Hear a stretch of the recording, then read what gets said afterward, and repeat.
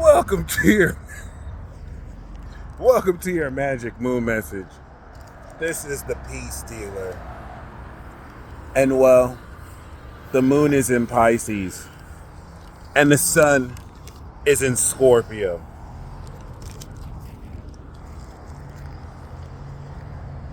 You ever deal with people who are so miserable or so sad they don't want you to be happy? Almost as if your positive frequency vibration draws them out of whatever self-defined sadness or negativity they've put themselves under. And now they have to bring you down to their level. That's what we classify as a WLB or an SLB. Yes, a stupid little, oh, look at Circle K. That being said, we are integrating this Scorpio sun season cycle. Okay. You thought I was going to talk about just have compassion. You never know what these people are going through. You can help. No, that's a weak little bitch. Do not accommodate these weaklings. Anyway, we are integrating this transformative social cycle, and with the moon in universal Pisces, we are going to see a massive shift in our belief systems that align with the way we have transformed our characters up until this point so far. In fact, I dare say what I mentioned during the moon in Sagittarius is already beginning to come true. And if you've seen a certain video of an AI personating another person, I'm going to say impersonating. Anyway, the moon in Pisces, square Mercury in Sagittarius, deep fake. All right, if you remember when I said the moon was in Sagittarius, squares to Pisces could show you images. Go watch my Moon and Sag Magic Moon Message. You don't have to watch it, but I do mention in there, oh yeah, be very careful about images or visuals being shown to you. And well, you know, it's just not really real. Or I didn't say it like that, but like, you know, the context of it could be taken out of context. Well, the moon in Pisces takes this to a much deeper level. The principle is pretty much the same. Water and fire of visual, especially with Sagittarius, and Pisces of illusions, dreams, Virgo, the opposite earth yang sign, being reality, physicality, physiology, and Pisces now representing our imagination. Visuals imagined quite literally out of thin air, baby. So prepare for this bridge as we enter a whole new world of deception that we never thought possible. I can imagine in another few years, scammers will be telling their children, back in my day, you had to actually put in work to steal people's money. I had to go through the Rolodex. What's a Rolodex? Y'all ain't ever heard of a phone book before? How many of you remember the Yellow Pages? Anyway, other than that, that wasn't supposed to be a corny joke. That's actual facts. You're going to hear people saying this. Now, the moon in Pisces, 888 on the license plate. I promise you, I'm not really those license plate people. I just like say I be seeing numbers, and I don't believe the numbers really have to mean anything other than what I make it mean.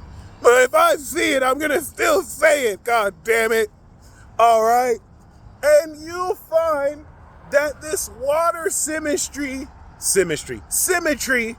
and grand water trine is the final path of connecting together not only your emotional bodies and how deeply and smoothly you can feel about all the good and whatever stuff happening in your life, but it's also going to reveal a final mystery before we go into Sagittarius season, the land of Sagittarianism, and then really do this process all over again. We have Saturn and Neptune and the North Node in Pisces relative to the last 20 years. The North Node was in Pisces in the last 10 years. The South Node was actually in Pisces, or in this case, the North Node in Virgo. And what this is set to do is align you relative to these collective feelings and receptivity towards what you're meant to believe. Okay? Let me remind you, Cancer is your own individual feelings.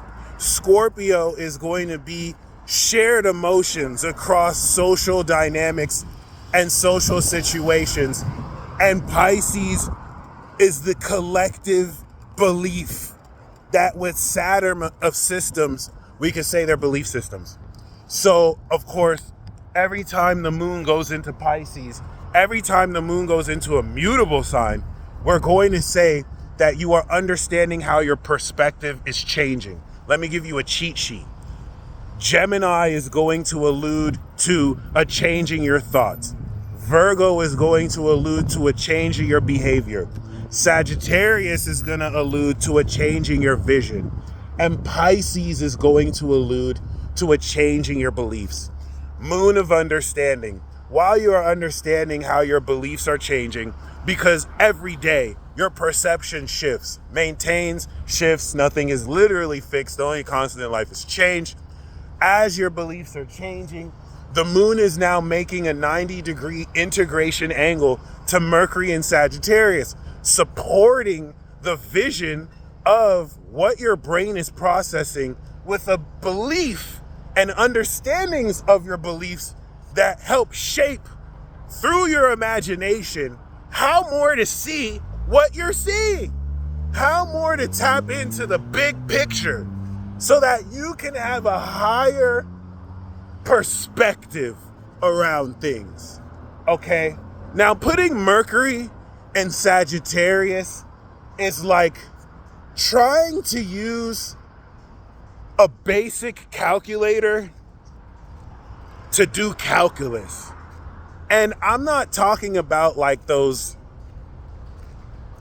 T88s, those TI-88 calculators that are big and bulky and can handle complex calculations. I mean those basic Casio calculators that only have the standard functions that aren't really built to even calculate derivatives and all that stuff.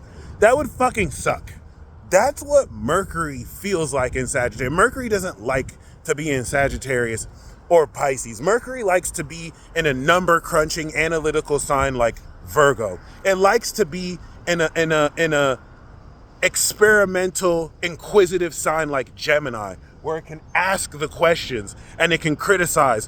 What did you think bringing those shoes out, knowing you look crazy? How did you think that outfit will work? How many blinds are on the wall right now? It doesn't like to be in Sagittarius where it has to ask the big questions. It doesn't like to be in Pisces where it has to philosophize and theorize about why the way the world is. It's just too big picture. You're bringing something that works better in smaller increments and you're putting it in a sign that takes into account the vast differences between culture throughout our collective. Nonetheless, Mercury still does its job here, as it's the Eight of Wands in the tarot. And with Chiron in Aries, as you trigger the insecurities of others due to their inability to accept themselves and be comfortable with themselves, so you being comfortable with yourselves triggers them to now have them think up of thought pieces and any type of excuse, anything with which will really distract them from accepting themselves, so that they have to project on you the mirror image of their inability to do so because they see you doing so. This moon in Pisces is going to really change the way you see and believe in a lot. And that's why I'm bringing in deep fakes. Scorpio, which is a season of trust, is one, not only transforming your social dynamics and your sexual awareness, but it's also putting you in a position to now fully express through your imagination how creatively you can really tap into these intimate connections. and also psychoanalyze the environment around you, as well as peer through people like it's an x-ray, okay? This is where, if you are still taking too personally what people who wish they knew you say about you or think about you, you may still be relying too much on external validation. And it's interesting how most of the people who do this pretend they don't care what other people think. Still, it's not so bad to care what other people think, just to the point where it cripples you and you care too much. That being said, I don't want to bore you with talk of self-love, but I will tell you that as the moon goes over the North Node, not only are you going to be once again aligned with this sense of destiny and where you're meant to be and what you're meant to believe and why, but it going through Saturn and Neptune are going to reinforce your belief systems in a way that prepare for the sun in Scorpio, given its 240-degree impending angle, Sagittarius signature, to Saturn and Neptune, to transform the awareness of the meaning around why you believe everything you believe in the first place and how applicable it is in your environment. You see, this is also going to key you in to the unconscious need for people to control your ideas and to put you into the box of their own understanding so that they can feel more comfortable living their life. The hallmark of a weak, stupid little ass bitch. And their inability to do so will really show you how much more frustrated they become when they see you gallivanting and actually really still living your truth, believing what you believe, where people still think that it matters how right or wrong you are, when really what matters more is how real you are versus how fake you are. Moment to moment, being authentic.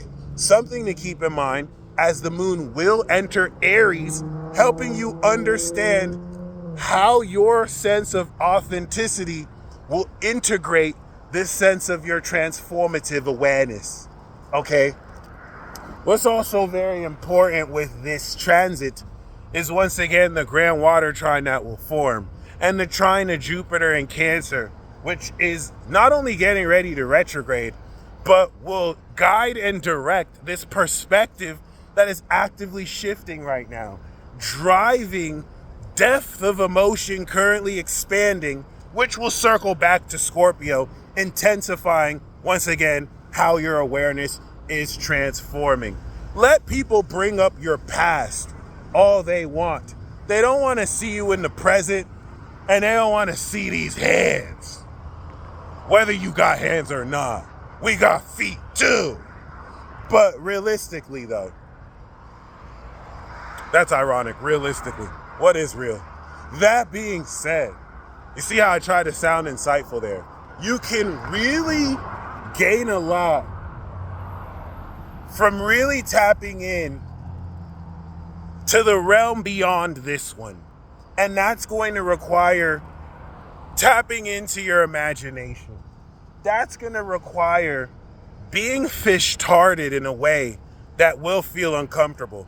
Unless you're a Pisces, this is what you do. And this is going to put you in a position to feel who you are in ways that you've never felt before. I don't mean it like that. Stop. And what's also very important is that revelations on this day will shake you to your core and be one of those periods that, like I might have alluded to before, really change the way you look and believe in anything and think about everything, okay? Now, these revelations may really just be deep fake videos with fake information and fake news. So a bit of discernment might be necessary, but even if you do get fooled, it can at least allude to what it is about your, nature of taking in information or knowledge that allows you to be susceptible to these things. Not that it can't happen to anybody, but yeah. So look forward to a super magical day, or I guess I should say a magical super day. I think today is some kind of holiday or something. I don't know. I'm not a heathen. I don't speak heathen. Okay? You heathens are celebrating this evil holiday. And I just don't know what to say about it. An evil spirit might take you over or anything. So you won't see me out here with these evil people making these tricks to get treats. But if you do, have fun. Make sure you have fun, okay? And be careful out here. People get more unhinged. Other than that, I hope you guys enjoy this transit. All right. Is there anything else I want to say? I guess the only other thing is that